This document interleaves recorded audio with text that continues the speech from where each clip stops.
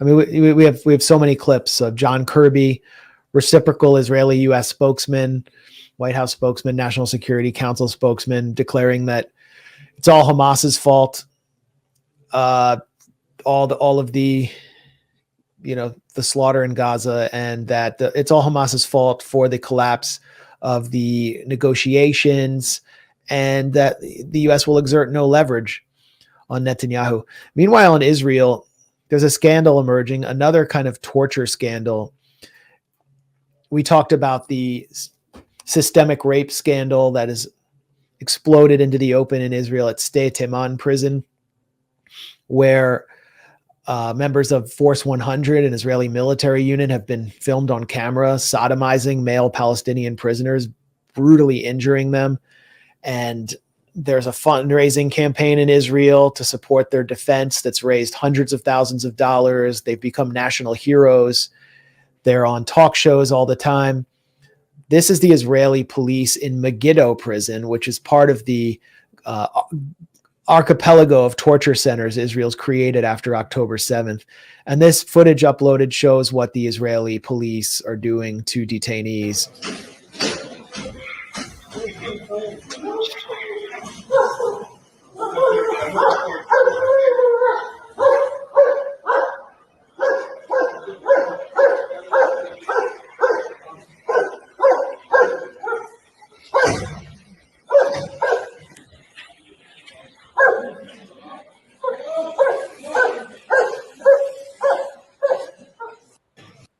So, I'm not showing it just to show you the Nazi level activity that's taking place in Israel's torture camps,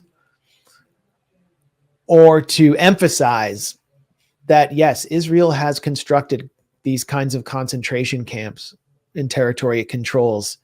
One of the greatest Israeli minds, someone who's a hero of mine, Yeshayahu Leibovich, warned that one day, he said this in the early 1980s, one day Israel will create concentration camps to maintain its occupation, and it will no longer deserve to exist. I think it's pretty obvious we've reached that point now. But the subtext here is that these are the police that are controlled by Itamar Ben-Gvir, one of the biggest extremists to ever rise to power in Israeli society. And this is the kind of activity that he's authorized. He's called for starving prisoners. He's even called for executing and beheading them. And police are doing that. They're starving the prisoners. They're torturing them under his command. And they love him. And so whatever happens even after this government, or if Ben-Gvir leaves his role as Minister of Security, he will have exerted enormous influence on the police and will have a force within Israeli society that has a substantial monopoly on violence in various areas. Meanwhile, Israeli society itself internally is experiencing a massive crime wave because the police under Ben-Gvir have disappeared, particularly from areas where there are Palestinian citizens. These are poor areas in the Negev desert. There's a town called Rahat, which is in its own way, it's kind of like an Indian reservation. Israel put Bedouins there. It forces them to stay there to concentrate them, in their own words. And they're mired in poverty, and there are criminal gangs there that engage in a lot of trading through the Sinai desert. They're violent, and there have been 10 murders in the past few months there with no police presence, because Ben-Gvir is like, hey, you're Arabs, whatever happens to you, who cares? And gangs are beginning to overrun Israeli cities under Ben-Gvir's watch. It's sort of an internal post-October 7th crisis that Americans aren't paying attention to, but we're witnessing the dissolution of whatever thin mask of liberalism Israel ever wore. I don't know if there's anything you want to add.